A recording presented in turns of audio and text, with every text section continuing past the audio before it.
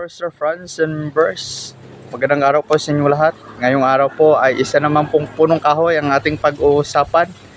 Ito po ay ang banaba. Yan, yung nasa likuran po natin. Isa pong punong kahoy na banaba na ang ibig pong sabihin or scientifically known as Lagerstroemia speciosa. Under po siya sa family ng Litraceae. So ano nga po ba yung banaba? Let's go!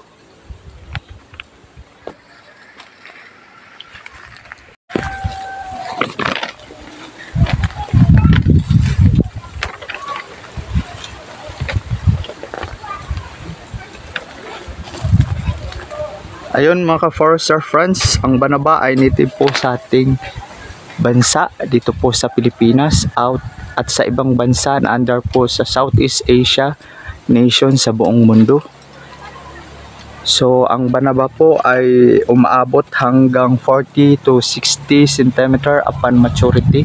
So pag ma-mature pa po to ang punong ito na ating pong binablog ngayon or kinukunan ng documentation, umabot po siya hanggang 60 feet upon maturity. Ang banaba po ay isang deciduous tropical flowering tree dito po sa Pilipinas. Ang banaba ay native po dito po sa Pilipinas. Ano nga po ba ang ibig sabihin ng deciduous tree? Ang ibig pong sabihin nito ay nalalagas po ang mga dahon ng punong ito annually isang beses sa isang taon. Yun po yung ibig sabihin ng deciduous tree. Ang bark po nito ay smooth.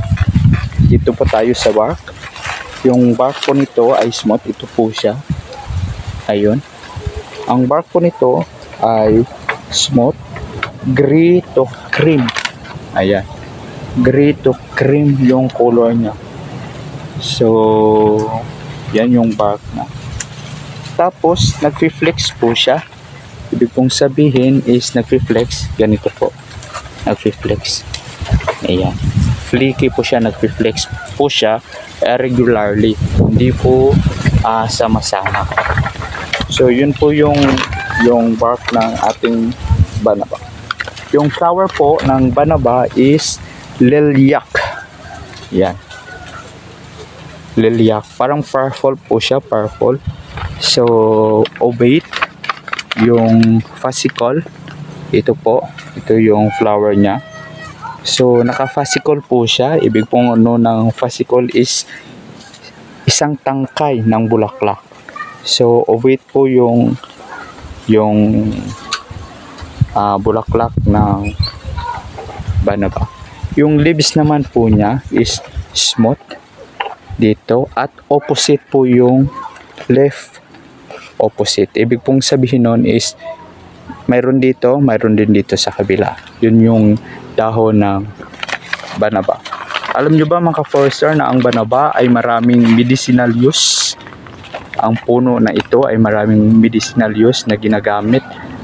Yung dahon ng banaba para papababa yung blood sugar na yung mga diabetic nating mga kaibigan at yung cholesterol mabababa din sa pamamagitan ng paglaga ng dahon ng banaba at ginagawang tea.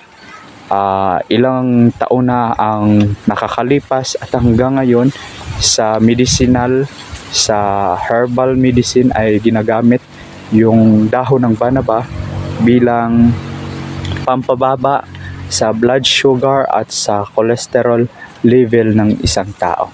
Yun po yung isa sa mga medicinal use ng Lagerstroemia speciosa or locally known as banaba na native po sa Pilipinas na ating punong kahoy.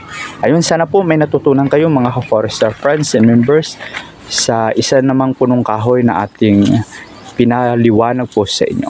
Maraming salamat po sa patuloy niyo pong suporta kay Arman D. Forester.